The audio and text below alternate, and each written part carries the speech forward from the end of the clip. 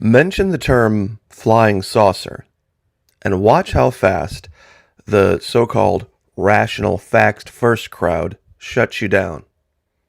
You see, everybody has their mind already made up.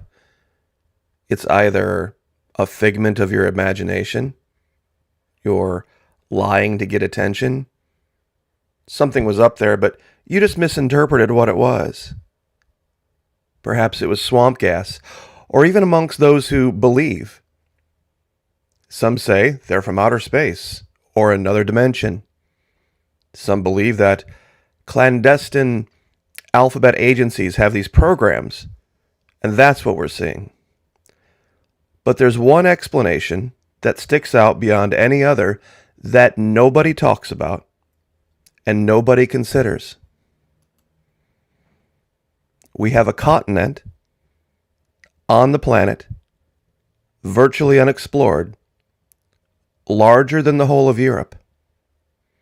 The amount that has been looked at would be the equivalent of maybe a football field or two on a continent the size of Europe. We even have video of our most advanced fighter jets chasing these things. They are real. Whatever is being seen is real. The reports go back hundreds of years. Some reports go back even farther than that. When you look this up, even in the reporting, they admit something. These sightings, the initial ones that happened in the 1940s, were followed by thousands of reports across the world. 13 people in Chicago saw one hovering over O'Hare, and they were dismissed. You see, eventually world governments had to admit that this can't all possibly be just a coincidence. Swamp gas doesn't occur over the entire planet. Going all the way back to the Roman Empire, Nuremberg, Korea, Japan, New Zealand, Portugal. I'm sure a lot of you have read through these. But nobody ever wants to talk about Antarctica. Nobody ever wants to talk about the deep oceans. Because it would change the narrative. They already have a narrative they want to tell about Antarctica, and anything else isn't allowed, especially on this platform. It's all climate change and global warming. And I just wanted to address something real quick. The actress you see up in the upper left, Jamie Murray, played a character named Stamatar on a sci-fi series called Defiance. I'm sure some of you have heard of it, maybe watched it. The reason I use this particular image is because in the series, in episode 1 of season 1, the main characters are heading for tropical Antarctica, and they have a postcard. It's what keeps them motivated to keep moving in this post-apocalyptic world that they are describing. Or Atlantis. Nobody wants to put all the pieces together. In today's video, I'm going to show you flying saucers crashed on the surface of Antarctica. They are there, and they can be seen. It's beyond any doubt whatsoever. Many other things as well. This is what Antarctica looks like without the ice. This is what they call the Antarctic Peninsula. This area here is called West Antarctica. What looks like just a chain of a few islands. Over here is what they call East Antarctica. Where we're going to be looking at today is down here, roughly in the 8:30 to 9 o'clock region. It looks like there is a base. If you go to Google Earth Pro and you bring up Antarctica, now I have this oriented the same way that map was. Here's the tip of South America. Here's the peninsula. Here's our first craft.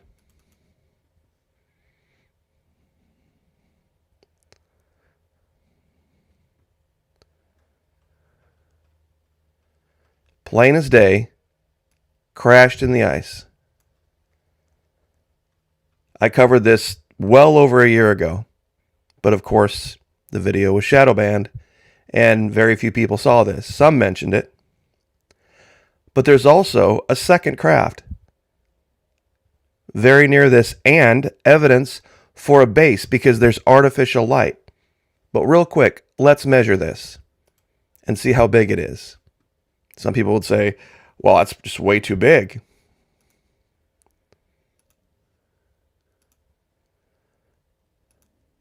It is only, we'll try to go right across the center here, 69 feet across for those of you in Europe, 21 meters. And that falls right in line with reports, not only from O'Hare, but all over the world about the general and relative size of these craft. Perfectly spherical. Whatever's melting the snow and ice here and causing this water is probably the power source. Now, what would be the odds of finding a second one? 1 second. There we go. Right nearby.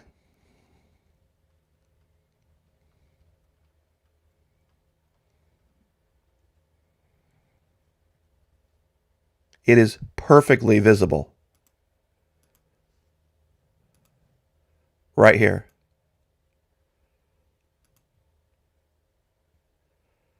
That circle I drew is about 14 meters across, to give you an idea of how big. And let me show you something else as well, those of you interested in the Pentagon network. Very, very strange occurrences all over the world with that network. We did almost 100 videos talking about it. Look at this. And I'll give you these coordinates. And you can go to Google Earth Pro for yourself.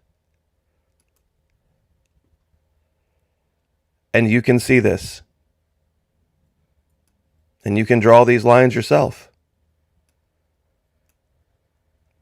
There's something about that shape, I'm not sure what it is, that is tied to this phenomenon, that is tied to Antarctica and events around the world.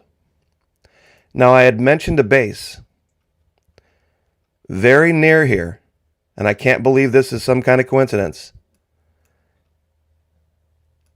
All you have to do is head up over this mountain range. And if you zoom in, you will see what looks like evidence of a craft right here that has come in, left a trail, and crashed. But then there's this strange track. And when you follow the track to the edge of the mountain,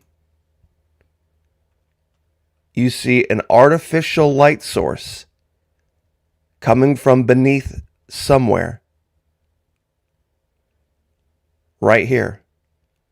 So just in this tiny, tiny region, we have two crashed saucers, perfectly visible under the ice. We have a crash site, and we have some type of a strange artificial light source coming from beneath a base or perhaps another ship.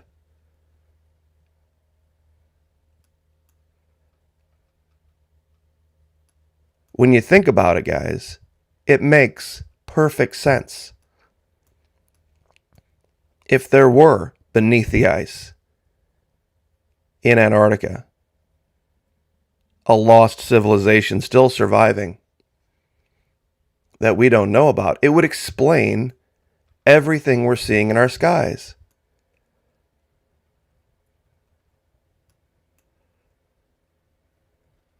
No one's going to convince me that this is some type of a natural formation right here. This is a crashed, perhaps damaged craft. And one final thing to look at right here, if you zoom in real close,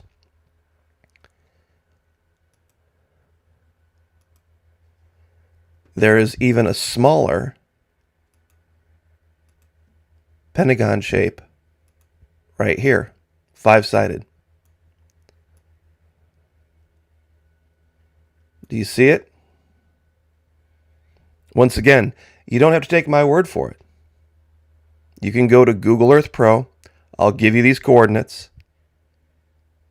and you can look at this for yourself.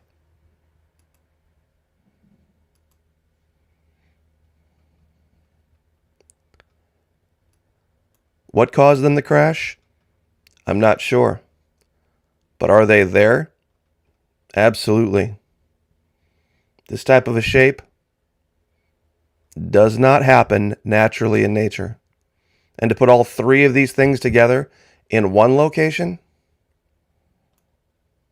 I'll zoom back out here so you guys can see where this is. It's right near a place called Driscoll Island, Farmer Island. And I believe this is called the Fosdick Mountain Range. Let me zoom out real quick so the labels pop up, and we'll zip back in. There we go.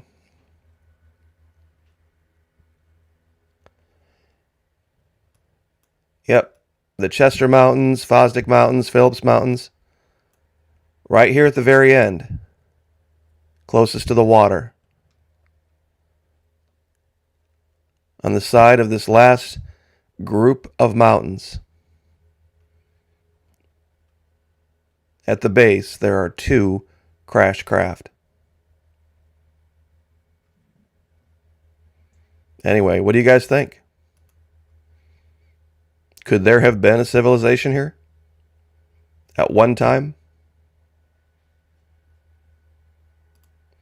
This is something we're going to cover in a future video, but another location in Antarctica where you see nearly a perfectly circular, what I can only describe as a moat around some type of a structure or a building that has 90-degree angles.